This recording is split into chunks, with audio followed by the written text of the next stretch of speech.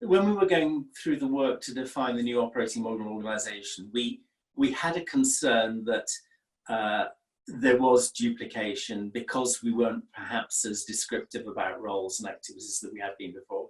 I think the fact that there's now hugely more communication, both up and down and across, we have discovered that what we assumed was a minor problem has probably been a bigger problem than we knew. And I'm not just talking about duplication between brands on the activities that brands are taking. And if you take a small item, every brand has to clean the accommodation that our guests come into, and you might think you could have, and these are driven on apps for the cleaning team, so they know which room to clean and they can record their cleaning it and those kind of things.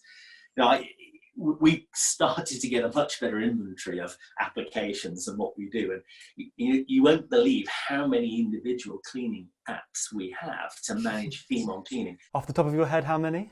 It's about 7, and then there are some homegrown ones built by the parks and teams themselves. So we're learning about shadow IT and all these things. And actually, what I'm really pleased about is there's a huge spirit of openness. And you may have thought 6 months ago people would try perhaps keep quiet. They've got something that they use that is non-standard. Now it's, hey, I've got this. It's non-standard, but it works. Do you all want to see it?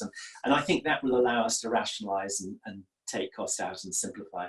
I think the other learning we've got is that no matter how good you think you are about your data, you're never good enough. And in ordinary times, analytics that starts with known assumptions and how we worked last year and adjust them don't work in this kind of environment. So when you start to talk about dynamic pricing of rooms, you can't rely on history to inform what you're going to do.